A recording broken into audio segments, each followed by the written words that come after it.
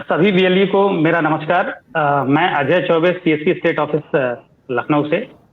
आज की मुलाकात श्रृंखला अंतर्गत आज हम लोग बात कर रहे हैं एक बहुत ही महत्वपूर्ण सेवा, प्रधानमंत्री डिजिटल ग्रामीण साक्षरता अभियान पीएमजी दिशा। एक तरीके से बात करें तो सीएससी को गांव-गांव तक पहुंचाने का ये पहला एक तरीके से बड़ा प्रोजेक्ट था, जो कि प्रधानमंत्री के सपनों को डिजिटली साक्षर बनाने के लिए प्रत्येक परिवार से पूरे हिंदुस्तान में हमें नियुक्त किया गया था। तो उसी के क्रम में अपने साथ बाद के बीएलई जो अभी इधर नए जुड़े हैं, उनको लेकर के एक रिफ्रेशर ट्रेनिंग कराने के लिए आज हमारे साथ हमारे दिल्ली मुख्यालय से भगवती मैम हैं, जो आज आप इस पे विधिवत चर्चा करेंगी। तो ma'am, over to you. Thank you Ajay Choubey ji, बहुत बहुत धन्यवाद आपका और यूपी टीम का, जिन्होंने फिर से एक ऑर्गेनाइज किया सेशन का, ताकि हम उन बीएलई से भी बात कर सकें जो 2017 के बाद से इस प्रोजेक्ट से जुड़े हैं। जैसा अजय जी ने बताया कि प्रोजेक्ट की शुरुआत अप्रैल 2017 में इस उद्देश्य से की गई थी कि भारत के ग्रामीण इलाकों के प्रत्येक परिवार से एक व्यक्ति डिजिटल रूप से साक्षर हो सके, कंप्यूटर मोबाइल फोन से न सिर्फ वार्तालाप बात करना सीखे, बल्कि पैसे का लेन देन, कम्युनिकेशन, संपर्क, संचार, इन तरह की चीजों से भी जुड़ सके। और जो भारत और इंडिया में हमें गैप दिखता है कि इंफॉर्मेशन की कमी है, इंफ्रास्ट्रक्चर की कमी है, वो लोगों की जिंदगी में डिवाइसेस का इस्तेमाल रेगुलर रूप से आए, रोजमर्रा की जिंदगी में वो डिवाइसेस, उपकरणों का इस्तेमाल करना सीखे।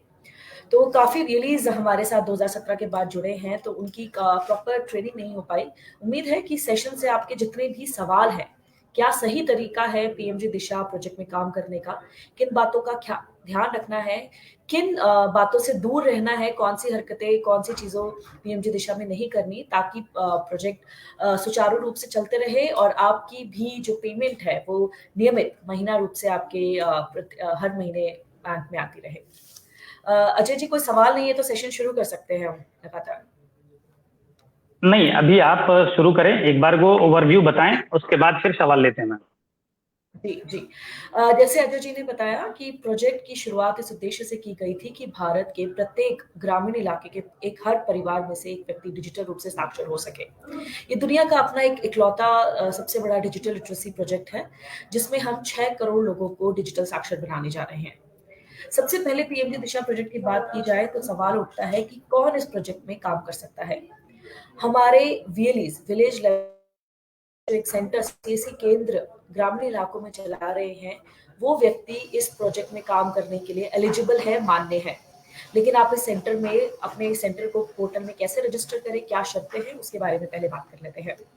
आपका एक वीएलई होना अनिवार्य है। आप नियमित रूप से हमारे डिजिटल सेवा पोर्टल पे कार्यरत होने चाहिए। ऐसा नहीं है कि आपने कल अपनी सीएससी आईडी बनाई, आज अप्रूव हुई और आप अगले दिन से पीएमजी दिशा पे काम करते रहना चाहिए। आप एक नियमित रूप से कुछ समय से 3 महीने से आप डीएसपी पोर्टल पे काम कर रहे हो, आपकी सीएससी आईडी सुचारू रूप से चल रही हो, जो सेवाएं हम अपने डिजिटल सेवा पोर्टल पे दे रहे हैं वो आप नियमित रूप से लोगों तक पहुंचा रहे हो। ये काम करने के बाद अगर आप ग्रामीण इलाके में कर रहे हैं तो आप पीएमजी दिशा प्रोजेक्ट में काम करने के लिए मान्य हो जाते हैं। इसके बाद हमारी रिक्वायरमेंट आती है, इंफ्रास्ट्रक्चर रिक्वायरमेंट, कौन कौन से उपकरण आपको चाहिए। पहली शर्त ये आती है कि आपका सेंटर मिनिमम 200 स्क्वायर फुट का एरिया रखता हो, ताकि जहाँ पे कंप्यूटर रखने के भी स्थान हो और बच्चे कैंडिडेट्स और लाभार्थियों की बैठने की भी जगह हो। इसके अलावा आपके पास मिनिमम 2 कंप्यूटर या लैपटॉप होने चाहिए जिन पे इंटरनेट और वेबकैम की सुविधा हो। इसके साथ ही आपके पास बायोमेट्रिक डिवाइस भी होना चाहिए, जो कोई भी कंपनी का आप रख सकते हैं, आपके सिस्टम पे चलता हुआ बायोमेट्रिक डिवाइस हो। इसके अलावा जैसे बताएगा, डीएसपी पोर्टल पे आपका एक्टिव, सुचारू रूप से एक्टिव होना बहुत जरूरी है। अगर आप इन सभी शर्तों को पूरा करते हैं तो आप अपने केंद्र को, सीएससी केंद्र को पीएमजी दिशा पोर्टल में रजिस्टर कर सकते हैं। इसके बाद बात करते हैं कि एज अ वीएलई आप जब रजिस्टर करते हैं तो कौन कौन से दस्तावेज और चीजों की पोर्टल पे डिमांड की जाती है। सबसे पहले आप डीएसपी पोर्टल, डिजिटल सेवा पोर्टल पे जाएंगे और वहां पे पीएमजी दिशा योजना की सर्च करेंगे। पीएमजी दिशा पे क्लिक करते ही आपको एक नए पोर्टल पे शिफ्ट करा दिया जाता है, ले जाया जाता है, जहां पे आपकी कुछ डिटेल्स, कुछ जानकारी पहले से भरी होती है और कुछ जानकारी आपको नई भरनी होती है। आपका डिस्ट्रिक्ट, आपका राज्य, आपकी सीएससी आईडी पहले से आपको भरी हुई नजर आएगी। इसके अलावा आपको अपना मोबाइल नंबर भरना है और उसके बाद ही जियो लोकेशन आपको डालनी है। हम जियो लोकेशन इस उद्देश्य से डालते हैं कि अवेली जिस इलाके का है, जिस एरिया का है, वो वहीं पे काम कर रहा है कि नहीं, इसकी जांच करने के लिए आपकी जियो लोकेशन डाली जाती है। इसके अलावा आपसे ग्रामीण जीपी दस्तावेज, ग्राम पंचायत के दस्तावेज मांगे जाते हैं, जिसमें सूची होती है उन कैंडिडेट्स की जिनको आप पढ़ाएंगे और उस दस्तावेज को आप जांच करवाते हैं, हस्ताक्षरित करवाते हैं गांव के प्रधान से, मुखिया से, जो भी हेड है वहां पे, आप उनसे साइन करवा के ग्राम पंचायत का डॉक्यूमेंट अपलोड करते हैं।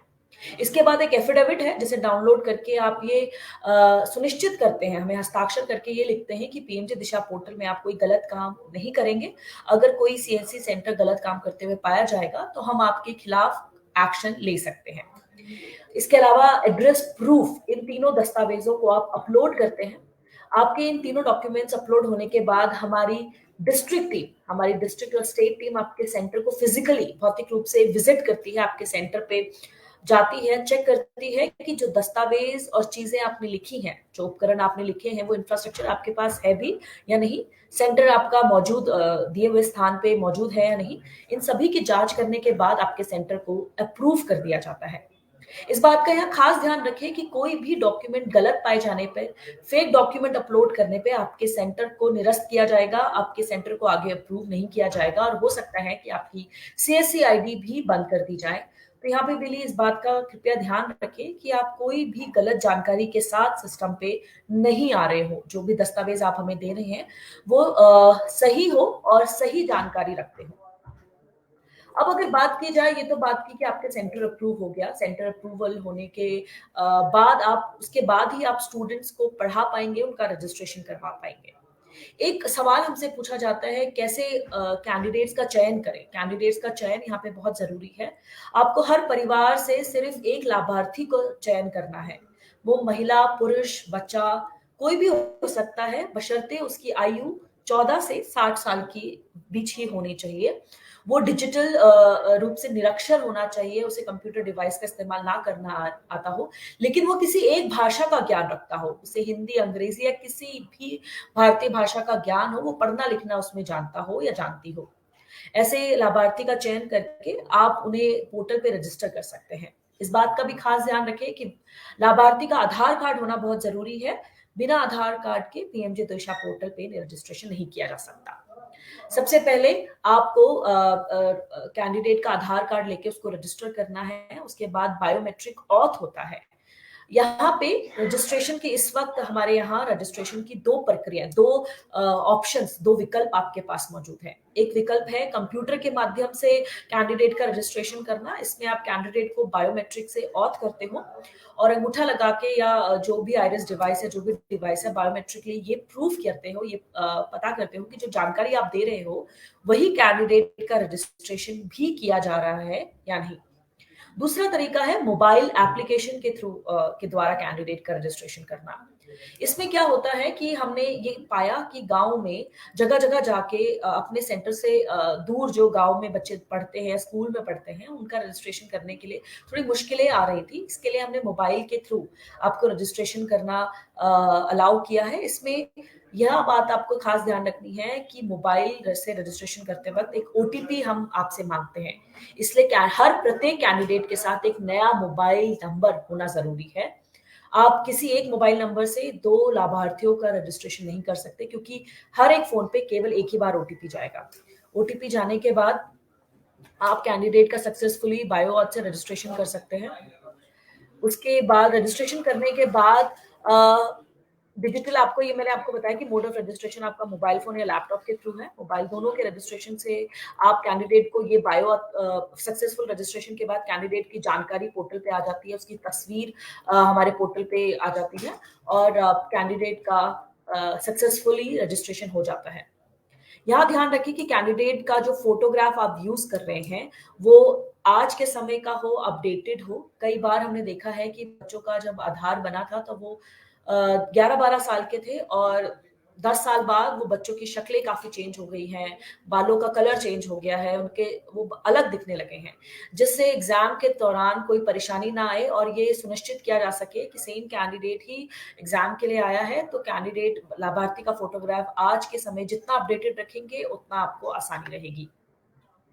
कैंडिडेट रजिस्ट्रेशन के बाद बात आती है, हमारे यहाँ पे एक इंपॉर्टेंट एस्पेक्ट है इन्विजिलेटर रजिस्ट्रेशन। इन्विजिलेटर को लेके कई सवाल हमारे डेलीज हमसे अक्सर प्रश्न करते हैं, आरटीआईज आती है, हमारे को हमारे टिकट्स पर रेज किया जाता है कि इन्विजिलेटर है कौन।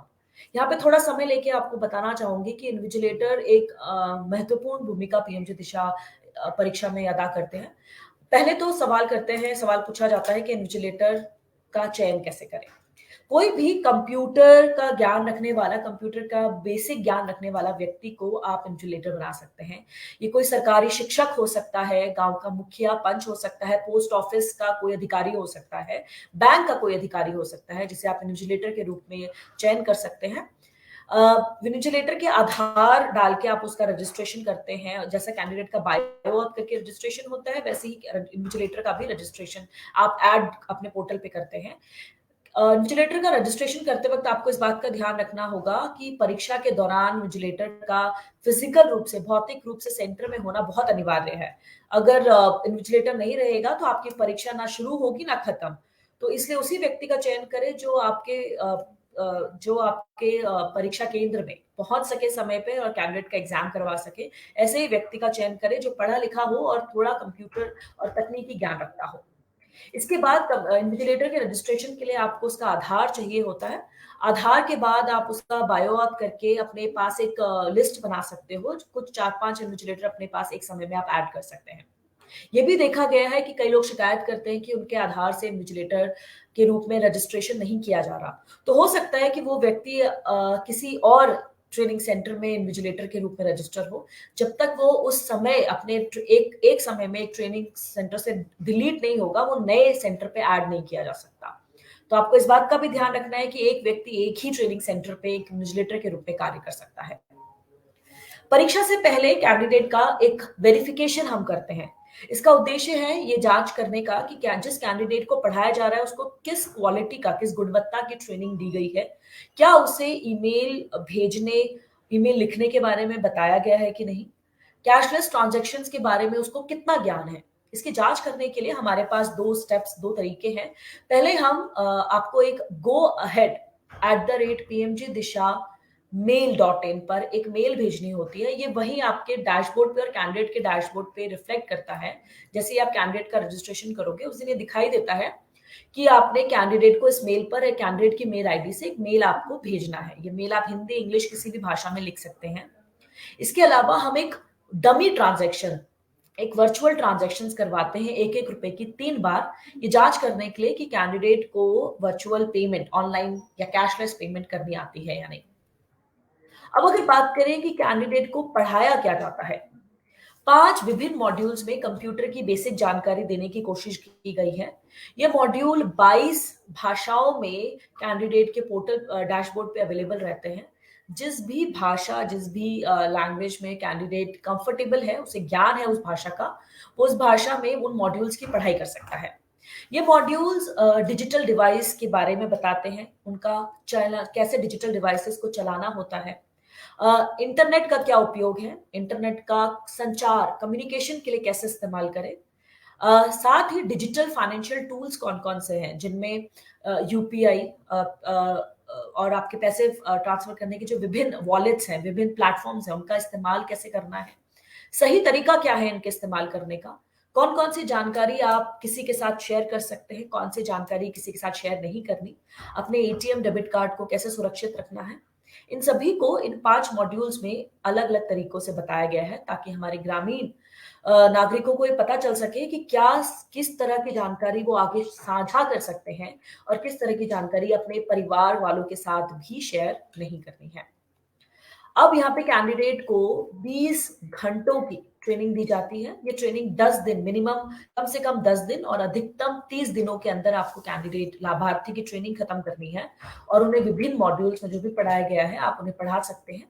चाहे तो आप कैंडिडेट को, लाभार्थियों को ग्रुप में, एक समूह में पढ़ा सकते हैं, नहीं तो उन्हें कंप्यूटर लैपटॉप के आगे बिठा के मॉड्यूल्स के थ्रू भी पढ़ाया जा सकता है। वो कैंडिडेट की लर्निंग स्किल्स वो कितना जल्दी सीखता है उस पे भी बात करती है। आप उन्हें समूह में भी पढ़ा सकते हो। कई बार देखा गया है कि समूह में बच्चा ज्यादा सीख रहा है, ज्यादा पढ़ रहा है आसपास देख के।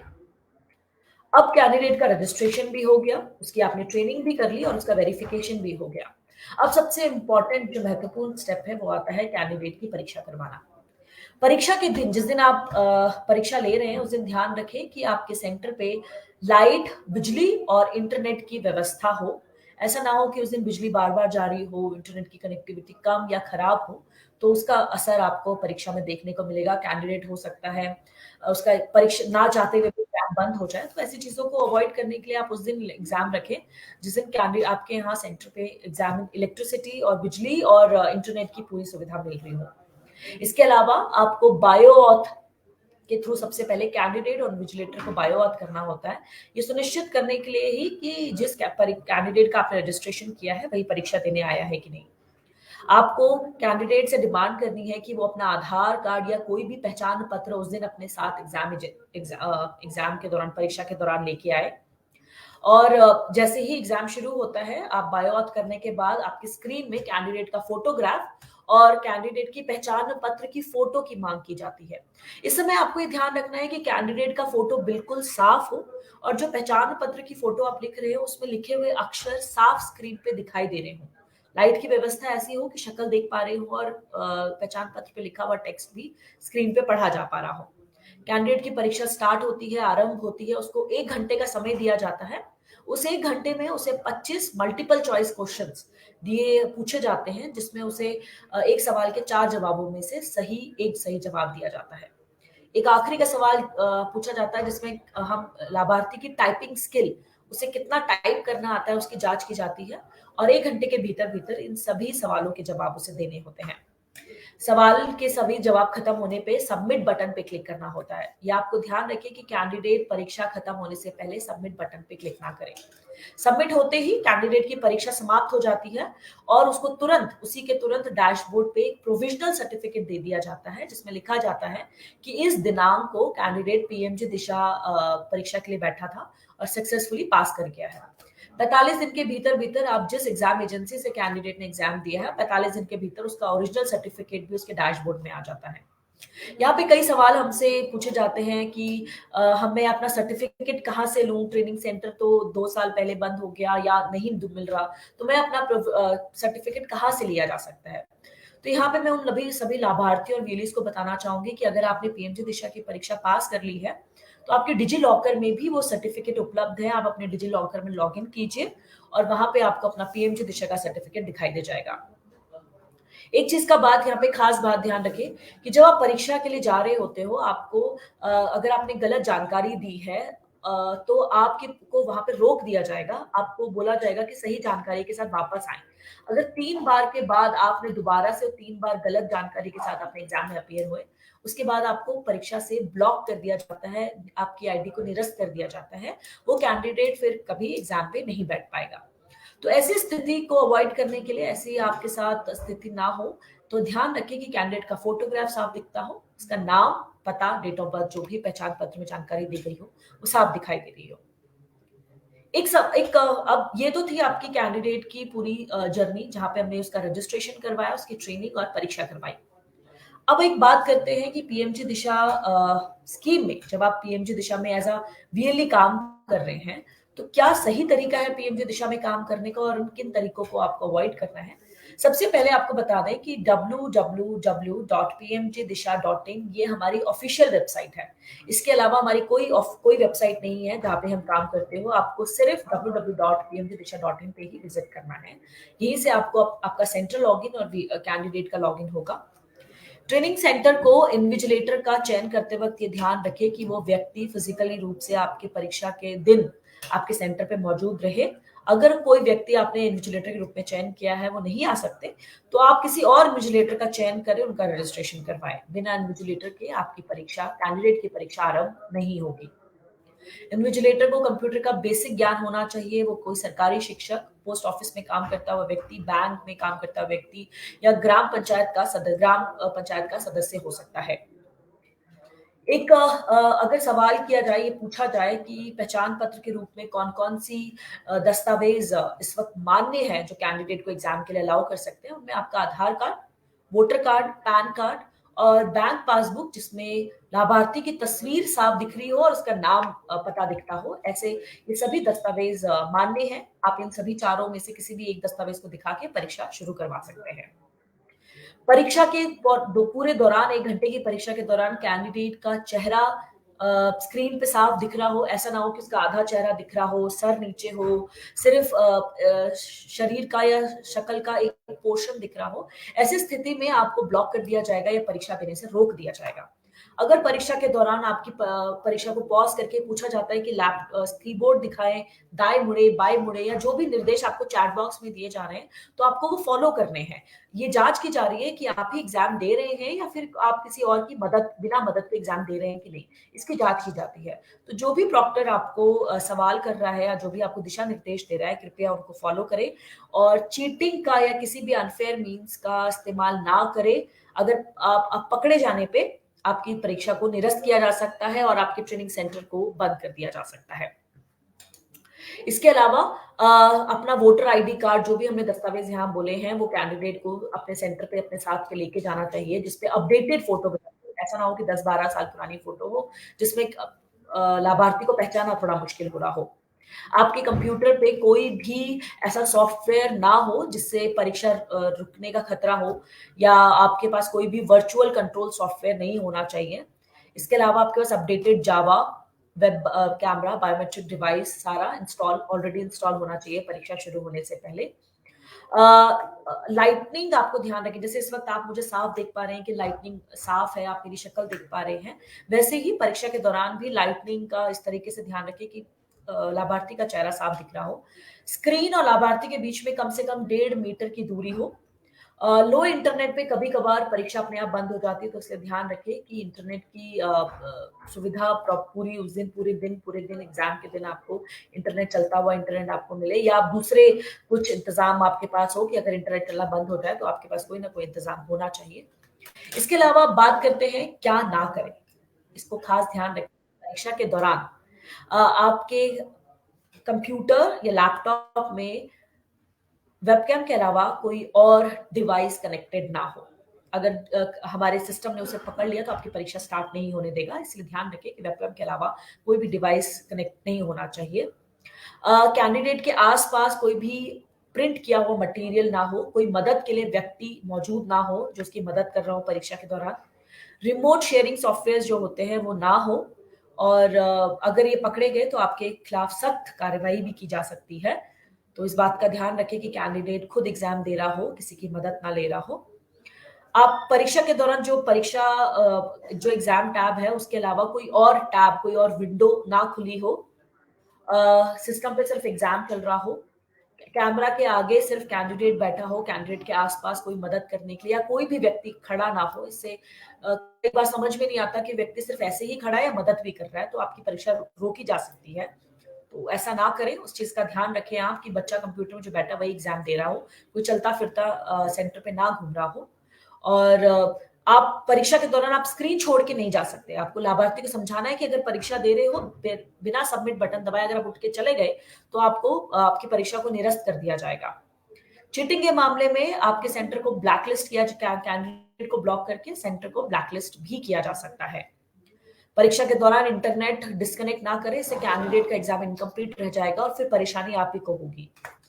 एक खास बात आपको यहाँ बताना चाहेंगे, ये हम सिर्फ यूपी स्टेट में नहीं, ये हमने कई जगह देखा है कि हमने कई ऐसे वीएलईज पकड़े हैं हमने उनकी आईडीज ब्लॉक करी हैं जो गलत तरीके से पीएमजे दिशा में काम कर रहे थे। हमारी पूरी यूपी टीम सुचारू रूप से सिर्फ एक विभाग यही काम देख रहे हैं कि आपका काम ठीक से हो भी रहा है या नहीं। इस काम की जांच करने के लिए अजय जी की टीम बैठी हुई है, पूरा देख रही है कि आप ठीक से काम कर रहे हैं कि नहीं, आपके दस्तावेज ठीक है कि नहीं है, इसकी जांच चल रही है।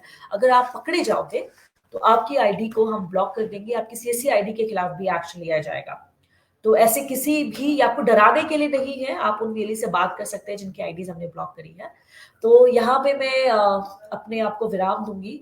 मुझे उम्मीद है कि जो ये सेशन मैंने आपको 10-15 मिनट में इतने बड़े प्रोजेक्ट के बारे में बताया, ये इनफ होगा आपके लिए। आपको समझ में आया होगा कि पीएमजे दिशा प्रोजेक्ट क्या है और किस बातों का खास ध्यान रखना है कि एज अ वीएलई जब आप काम कर रहे हो, क्योंकि बहुत सारे चीजें हैं जो आपको इधर उधर से खबरें आपको व्हाट्सएप के थ्रू, आपको यूट्यूब के थ्रू बताई जा रही होंगी जो गलत है कि पीएमजे दिशा में आप ऐसे भी कर सकते हैं, एग्जाम ऐसे दीजिए।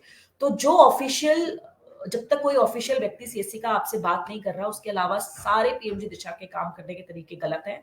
आपको जब तक किसी ऑफिशियल प्लेटफॉर्म से कोई सूचना नहीं दी जाती, आप किसी भी इंफॉर्मेशन पे यकीन ना करें।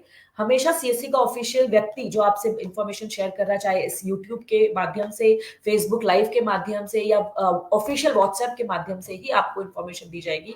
अगर कोई और माध्यम आपका है तो वो गलत है। ऐसी बातों पे आप ना ध्यान रहे तो आपके लिए ही अच्छा होगा। तो अजय जी, ये तो मैंने आपको थोड़ा सा समराइज करके बता दिया कि पीएमजे दिशा क्या है। अगर इसके अलावा कोई मैं कहीं छूट रही हूँ, कोई इन्फॉर्मेशन छूट गई है तो आप ऐड कर लीजिए, नहीं तो आगे अगर कोई सवाल जवाब चीजें और आगे ऐड कर सकते हैं। इसमें कुछ एक चीजें मैंने इस चर्चा के दौरान मैंने खुद नोट भी किया है, कुछ वीएलईज ने सवाल भी किए हैं जो अभी मेरे चैट बॉक्स में दिख रहा है।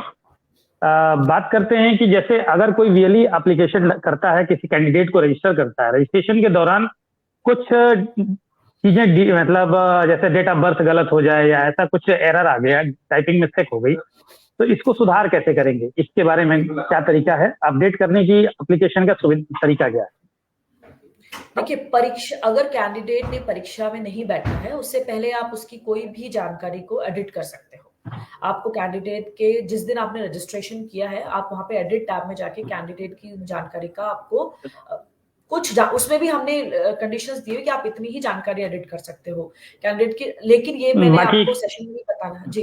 बाकी जानकारी आप एडिट नहीं कर सकते। आप कैंडिडेट के नाम की स्पेलिंग ये सब, क्योंकि हम ये मानते हैं कि जब आप आधार बेस्ड होने की वजह से तभी आप, क्योंकि एक बार अगर हम बार बार इसको चेंज करवाते रहेंगे, क्योंकि वो उतनी बार बायोमेट्रिक बायोऑथ होता है आपके आधार डेटा से, और हमारे पास लिमिटेड स्कोप ही है कि हम उतने बार ही कैंडिडेट को जांच की जा सकती है। तो ये पहली बार में ही डिटेल्स साफ हो जाए। आप कोशिश करें कि लाइव पोर्टल पे डालने से पहले किसी पेपर पेन पे उसके रजिस्ट्रेशन डिटेल्स देख ले, स्पेलिंग चेक करवा ले, उसके बाद ही आप कैंडिडेट का रजिस्ट्रेशन करवाएं।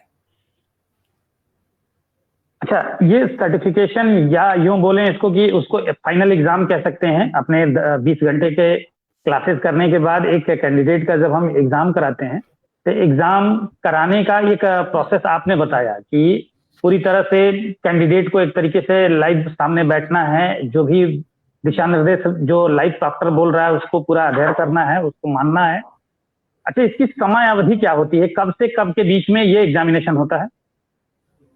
देखिए, ये एग्जामिनेशन सुबह 8 से शाम को 8 बजे तक हमारा 12 घंटे की एक विंडो है जिसमें हमने परीक्षा रखी हुई है। आप इस बीच कभी भी आके परीक्षा देके जा सकते हैं। अच्छा मैम, अगर एग्जाम के दौरान तकनीकी कारणों से एग्जाम नहीं हो पाया सेम डे में, या कुछ ऐसी सिचुएशन हुई कि मतलब हो ही नहीं पाया, तकनीकी कारण थी, टेक्निकल वजह थी, वो कनेक्टिविटी हो सकती है, डिजास्टर हो सकता है, कुछ भी ऐसा हो सकता है, ऐसी कंडीशन में क्या उसे री अटेम्प्ट करने की कोई सुविधा है या फिर वो पूरी तरह से ब्लॉक हो जाएगा एग्जाम? नहीं अजय जी, हम ये मानते हैं कि हमारा रूरल इंडिया में अभी भी इंटरनेट की कमी है। नेट फ्लक्चुएट करता है, कभी आता है कभी चला जाता है। तो ऐसी स्थिति में यहाँ पे 2 ऑप्शन हम यहाँ देते हैं। अगर परीक्षा देते समय सबमिट बटन क्लिक करने से पहले आपकी इंटरनेट कनेक्टिविटी, बिजली, किसी भी कारणवश परीक्षा बंद हो गई है, तो अगर आप उसके तुरंत 2-3 घंटे या 4-5 घंटे में तुरंत दोबारा लॉगिन करते हैं, तो आपकी परीक्षा वहां से स्टार्ट होगी जहां पे आपने सवाल छोड़ दिया था, जो स्क्रीन बंद हुई थी, वहीं से आपके दोबारा से आपका स्क्रीन खुलेगा और वो आपको जो आपने आंसर्स दे दिए हैं उतना लेके आप आगे भी देख सकते हैं। आप अपने आंसर्स चेंज भी कर सकते हैं। लेकिन अगर 24 घंटे के बाद आप करते हो और 24 घंटे से 48 घंटे के बीच में आप करते हो, तो आपको क्या किया जाता है कि आपका फिर से आपको जब आप शुरू से 25 क्वेश्चंस का दोबारा देना पड़ेगा। लेकिन 24 घंटे से ऊपर हो जाता है तो आपको जितने भी आपने जवाब दिए थे वो फाइनल मान लिए जाते हैं, तो आपको 24 घंटे के भीतर दोबारा लॉग इन करना पड़ता है। यानी जो मैं समझ पाया, इस सेम डे में सुबह 8 AM से लेकर के 8 PM के बीच में एग्जाम के दौरान तकनीकी कारणों से अगर आपका एग्जाम उस समय बाधित होता है, तो उसी दिन आप उसी समय सीमा में दोबारा अपने समय अवधि में आकर के एग्जाम देते हैं। तो जहां तक आपने क्वेश्चन अटेम्प्ट किया होगा उसके आगे वो कंटिन्यू हो जाएगा नेक्स्ट डे 24 घंटे के अंदर। जी। आज 4:30 बजे मैं परीक्षा दे रही हूँ और मेरी इंटरनेट सिस्टम बंद हो गया, तो कल 4:30 बजे से पहले मुझे परीक्षा में अपीयर होके आंसर सबमिट करने हैं।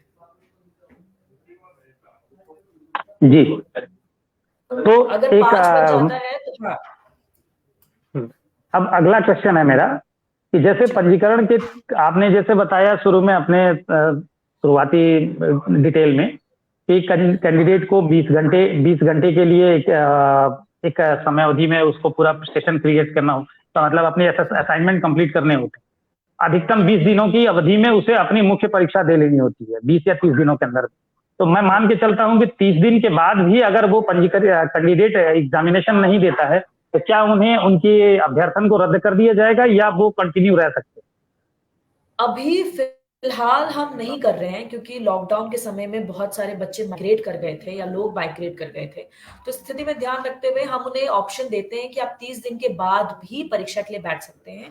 लेकिन ऐसी स्थिति को अगर आप अवॉइड ही करें तो अच्छा है। कोशिश करिए कि बच्चा 30 दिन के पढ़ने के रजिस्ट्रेशन के 30 दिन के अंदर एग्जाम करवा ले, क्योंकि आपका पेमेंट भी बन जाएगा, कैंडिडेट को जो पढ़ाई की है वो भी फ्रेश दिमाग में रहेगी और आप अपना ग्राम पंचायत का टारगेट भी अचीव कर पाएंगे। तो कोशिश करना, ये हम सलाह देते हैं, सजेशन है हमारा कि 30 दिन के भीतर कर ले। बहुत समय में अगर आप 1 महीने के बाद नहीं करवाए हैं तो हम क्या करते हैं कि 1-1 साल पुराने बच्चे जो 6-6 महीने पुराने उनको सिस्टम से निकालते जा रहे हैं, ब्लॉक करते जा रहे हैं। तो आपके साथ ऐसी स्थिति ना हो इसलिए कोशिश करें कि 30 दिन के भीतर कैंडिडेट की परीक्षा करवा के आप उन्हें सर्टिफिकेट दिलवा दें। अच्छा, अब कुछ हम लोग कमेंट ले लेते हैं, फील्ड से आ रही है। जैसे एक तो ये कुछ तो फील्ड में ऐसा र्यूमर है, ऐसा लगता है कि जैसे प्रोजेक्ट ओवर हो चुका है। अभी एक भाई सवाल कर रहे हैं कि प्रोजेक्ट कब तक चलेगा। जैसे ये स्क्रीन पे आप देख पा रही हैं, प्रोजेक्ट कब तक चलेगा, हमें भी करना है। देखिए रवि जायसवाल जी, अगर आप प्रोजेक्ट करना चाहते हैं, किसी ने रोका नहीं है, मैंने आपको शर्तें बताई हैं। आप अगर एज अ वीएलई उन शर्तों को पूरा करते हैं तो आप बिल्कुल प्रोजेक्ट ग्रामीण क्षेत्र में काम करिए। आप टारगेट तो पूरा करिए। हम 2017 से काम कर रहे हैं, अभी तक हम अपना दिया हुआ टारगेट ही नहीं पूरा कर पा रहे, तो हम कैसे काम करेंगे? तो हम मेरी सारे यूपी के वीएलई से गुजारिश है कि नया टारगेट चाहिए तो एग्जिस्टिंग टारगेट कंप्लीट करिए। उन्हीं वीएलईज, ऐसा ना हो कि उन वीएलईज को टारगेट मिले जिन्होंने ग्राम पंचायत पूरी कर दी हो, उन्हीं ग्राम पंचायत को फिर आगे बढ़ाया जाए। तो जहां अभी 250-300 नहीं हुआ तो उन्हें नया कैसे मिलेगा? तो ये तो मैं सरकार से भी, अगर जिन भी ऑफिशियल से बात करेंगे तो वो भी हमारी बात नहीं सुनेंगे। तो अगर आपको टारगेट बढ़ाना है, आगे काम करना है, तो पहले दिया हुआ टारगेट पूरा कर लीजिए। एक अगला क्वेश्चन लेते हैं।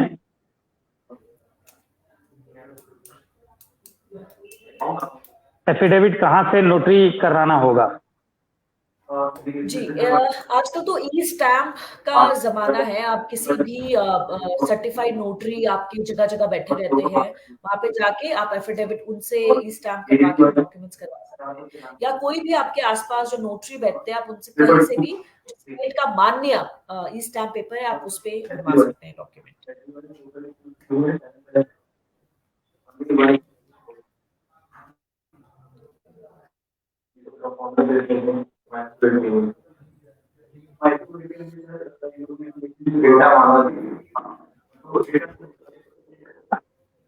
ये एक अगला क्वेश्चन है, श्रीमान जी सर्विस का मौका मुझे मिलना चाहिए।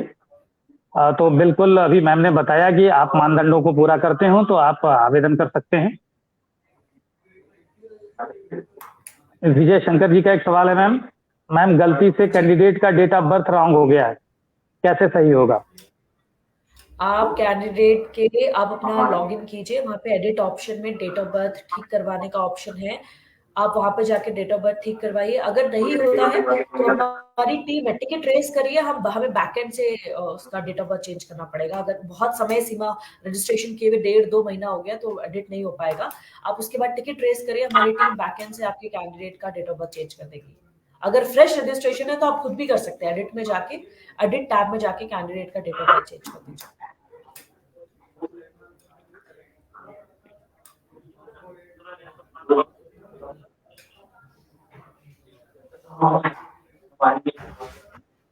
ये कुछ लिख रहे हैं कि मैंने 50 बच्चों को पंजीकरण किया है, अब आईडी खुल नहीं रही है।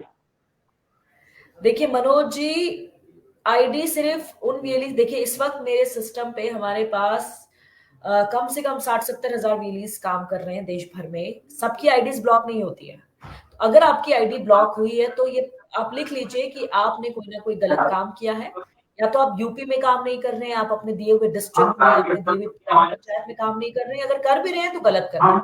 अगर आपकी आईडी को ब्लॉक किया गया है तो हमें जांच करनी पड़ेगी कि आपकी आईडी किस कारणवश बंद की गई है। आप टिकट फिक्स करिए, वहां पे हमारे सीएससी ऑफिशियल्स हैं जो आपको सही जानकारी देंगे कि आपकी आईडी किस कारणवश बंद की गई है।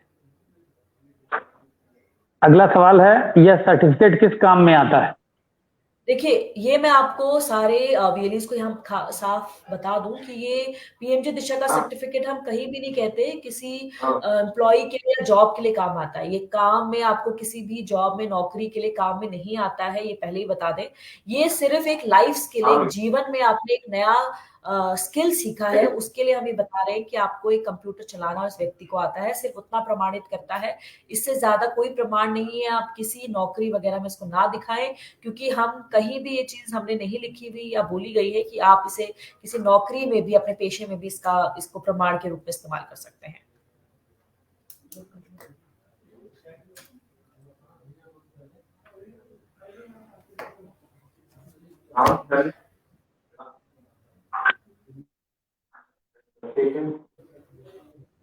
जनवरी में कब लगाना है? कब लगाने को बोला? ये पीएमजी दिशा की एफिडेविट के ड्राफ्ट के बारे में बात कर रहे हैं। बिल्कुल ही नए हैं मुकेश जी। लिंक कैसे शेयर करेंगे आप? पीडीएफ ही अपलोड करेंगे ना? जो डाउनलोड किया है एफिडेविट, उसी को इस स्टैम्प पे प्रिंट करवा के अपलोड करेंगे ना। लिंक कैसे अपलोड कर सकते हैं आप? जो आप एफिडेविट है वो एक पीडीएफ फाइल है, आप उसे डाउनलोड करिए अपने सिस्टम पे, प्रिंट करवाइए, हस्ताक्षर करिए और उसको फिर वही डॉक्यूमेंट अपलोड कर दीजिए।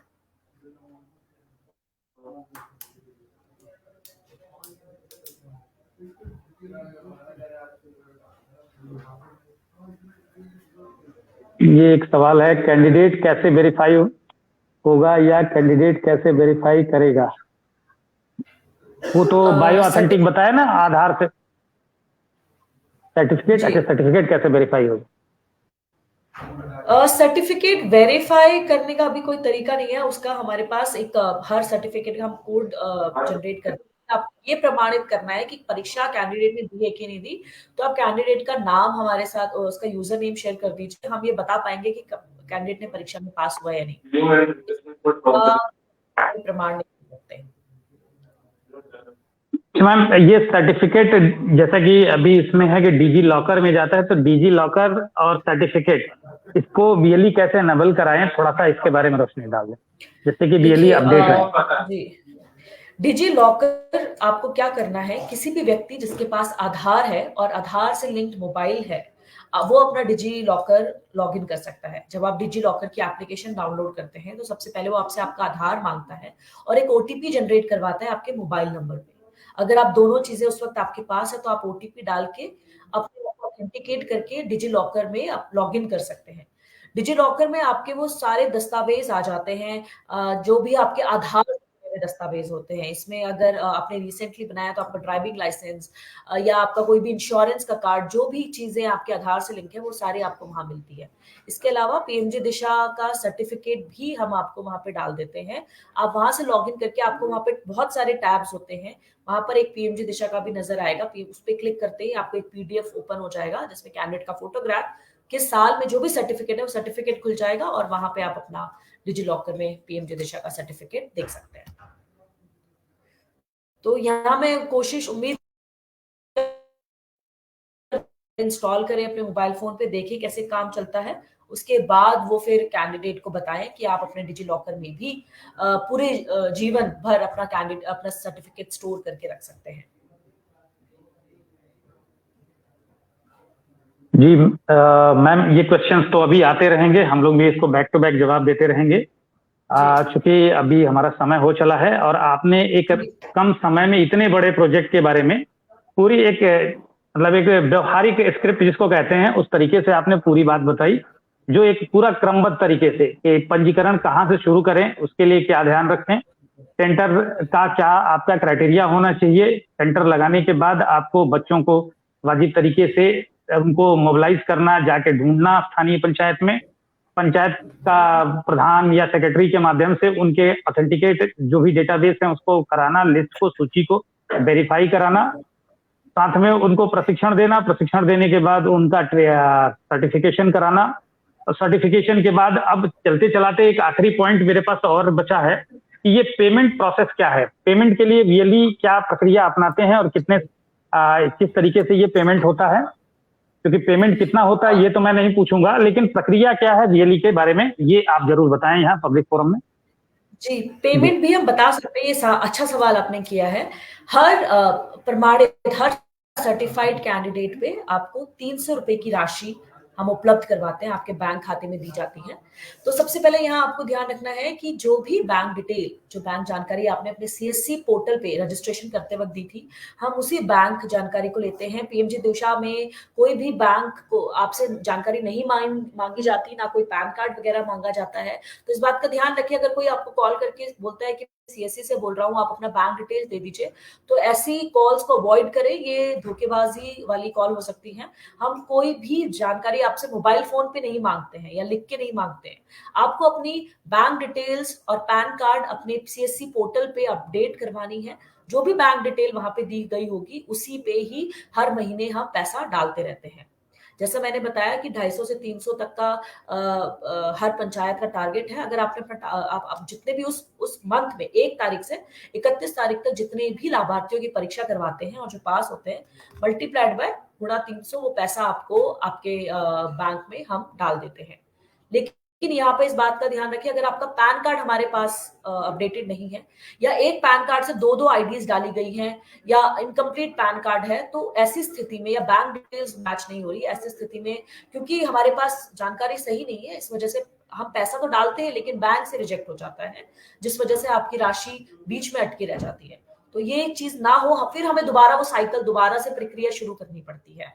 ऐसे कई लोगों की पैसे अटक जाते हैं और वो फिर हम उन्हें कॉल करके बताते हैं कि आपकी बैंक डिटेल गलत है, आपका पैन कार्ड ठीक नहीं है, तब जाके वो ठीक करते हैं। तो पहले ही ध्यान रखिए कि जो सीएससी आईडी पोर्टल पे आप अपनी बैंक डिटेल्स, अपना नाम, आप ही के नाम पे बैंक डिटेल होना चाहिए, आप ही के नाम पे पैन कार्ड होना चाहिए, सभी जानकारी सही होनी चाहिए, उसके बाद ही आपको पैसा आपके बैंक अकाउंट में मिलते हैं। तो ये आखिरी मेरा सवाल था, इसी सवाल के साथ ये सेशन अब हम समाप्ति की ओर ले चल रहे हैं। तो बहुत बहुत धन्यवाद मैडम, आपने एक आधे घंटे लगातार एक शिक्षाप्रद बातें बताई पीएमजी दिशा के बारे में, और हम उम्मीद करते हैं कि हमारे सभी दर्शक वीएलई इससे लाभ लेंगे, और जो भी नए वीएलई जुड़े हैं उनको इस तरीके से आज की मुलाकात में हम लोगों का प्रयास रहता है कि अपने विशेषज्ञ को बुला करके इसमें विशेष जानकारी दी जाए। तो मैम आपका बहुत बहुत धन्यवाद, thank you very much ma'am. Thank you so much Ajay ji, thank you so much UP team and all the best हमारे वीएलईज को, डिस्ट्रिक्ट टीम को जो इस पीएमजी दिशा प्रोजेक्ट में काम कर रहे हैं। जी जी, थैंक यू।